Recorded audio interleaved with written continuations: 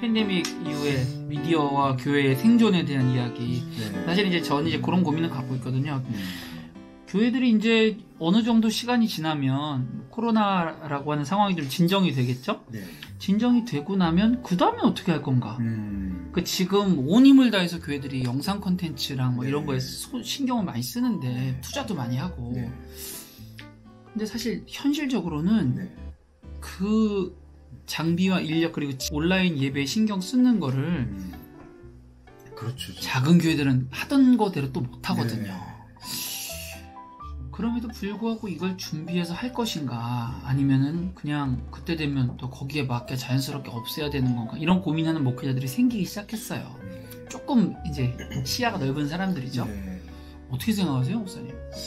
근데 어떤 의미에서는 그런 장치가 이제 그러니까 그 온라인 미디어로 그 예배나 아니면은 교회 모임 같은 것들을 소통할 수 있는 것들은 조금 이제는 필수적으로 준비가 돼야 될 필요가 있지 않을까. 뭐 원하든 원치 않든 그건 이제 시대적 흐름일 것 같고요.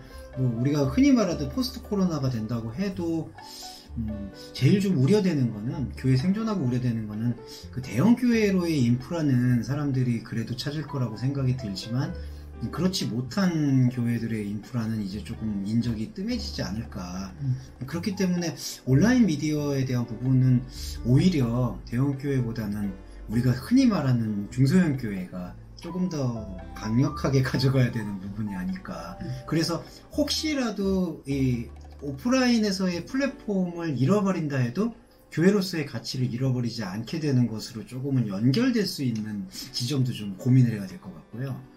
저는 약간 그걸 좀 부정적으로, 약간 비관적으로 보게 되는 게 아마도 이제 포스트 코로나 이후에 개신교회의 이제 사회적인 인식의 악화하고 함께 맞물려서 오히려 이제 부익부 빈익비라고 약한 교회, 좀 고리가 약한 교회들은 성도가 그리고 그리스도인의 신도가 많이 이탈할 거라 생각이 들어요. 그래서 교회 공간이 유명무실해질 수도 있고 더 이상 교회 운영이 어려워질 수도 있는 사태가 조금은 지금 제가 실제로 봤을 때에도 수도권에 있는 여러 교회들 흔히 말하는 우리가 말하는 그 상가 임대 교회들이 그런 문제를 겪고 있으니까 그럴 경우에 이제 오프라인에 더 이상 공간을 유지하지 못할 경우에 그렇다면 교회를 문을 닫는 거냐 하는 거냐 이제 이런 기준에서 조금 더 넘어설 수 있으려면은 미디어 콘텐츠에 대한 활용이 조금은 더 익숙하고 생활화돼야 되지 않을까.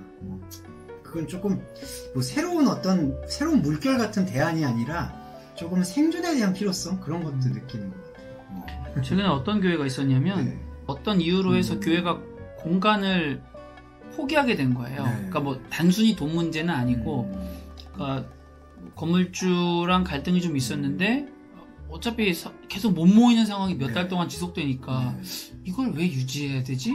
그래서 계약 기간 만료될 때 공간을 닫아버린 거예요. 네. 그리고 목회자들 두세 사람만 일할 수 있는 코워킹 공간을 렌트해서 거기만 사용하고 지금은 아예 빌리지 않은 상황이에요.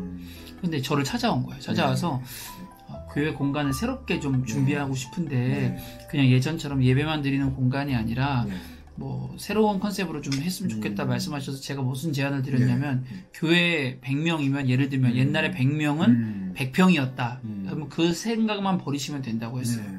100명이면 한 30평. 다 주일에만 들어가면 되니까. 맞아요. 그 나머지 공간에 대해서 너무 예전에 있던 교회 형태를 생각하지 마시고 잠깐 비좁고 불편하더라도 모일 수 있고 대신에 거기를 어떻게 평일에 소통할 수 있는 공간으로 의미 있게 쓸 것인가를 먼저 생각하셔야 돼요. 안 그래도 그런 생각을 하고 오신 거예요. 근데 목사님 말씀 들어보니까 그렇게 해서 다르게 공간을 활용하려고 하는 데가 아니라면 그럼 정말 공간이 없어도 될까? 이런 생각도 사실 살짝 드는 거예요. 근데 이제 저는 그게 공간이 없다라기 개념보다는 약간 이제 좀 학문적 용어 써서 죄송한데 그 노마니즘 같은 게 새롭게 제시가 되는 것 같아요. 이제 쉐어 스페이스의 개념을 이제는 좀 넘어서서 플로잉 스페이스라고 그러니까 공간이 하나에 고정됐다라기보다는 우리가 사용하고 있는 여러 공간들이 유연하게 움직일 수 있는 그런 환경 그런 체질로 좀 변하게 되지 않을까. 이제 그게 저는 조금 발전적으로 보면은 현재 갖고 있는 약간의 교회들이 자신들의 공간을 자신들 교회의 공간이라고만 조금은 생각하지 말고 서로가 연대하고 연합할 수 있는 어떤 활용 가치로서의 그런 플로잉 스페이스로 가져간다면은, 그러니까 어떤 교회 공간은 또 어떤 용도가 있을 수 있겠고, 거기서는 약간 뭐 쿠킹 클래스를 할 수도 있고, 어떤 데에서는 영화 감상을 할 수도 있고, 글쓰기 교육을 할 수도 있고, 또 청소년 쉘터를 할 수도 있는 그런 공간의 쓰임새들을 조금은 가져갈 수 있는 게 온라인 미디어 콘텐츠를 가져오는 그 공간이라는 그 영역의 이른바 긍정적인 파괴의 가장 좋은 시너지 효과가 아닐까, 그런 생각이 들어서 조심스럽게 한번 제안을 해본 적은 있었어요. 여러 상가교회 교회 목사님들하고 모임이 있었을 때 그냥 교회 이름을 조금 그냥 제 이상이었지만 파리 1대학, 2대학 이렇게 하듯이 1교회, 2교회, 3교회 이런 식으로 하고 서로가 가지고 있는 특성을 살리는 목회를 계속해서 하면서 지역사회하고 같이 소통할 수 있는 교회로 하면은 하나의 그 지역의 플랫폼 처치로 기능할 수 있지 않을까. 그러니까 공간을 그런 의미로 두고 또 공간이 아닌 어떤 콘텐츠나 이런 미디어 그리고 서브컬처 같은 부분에서의 소통, 그런 것들을 조금 더 이 기독교인이 공격적으로 오히려 모색을 한다면 조금 이상적이지만, 우리가 초기에 개신교가 한국에 전래됐을 때 먼저 교육과 문화 콘텐츠를 통해서 어필했던 것처럼 한국의 21세기 교회 콘텐츠도 그렇게 조금은 변화할 수 있지 않을까. 뭐 그런 생각을 해보고 저도 그런 걸 좀 많이 모색하고 실험하고 있는 것 같습니다.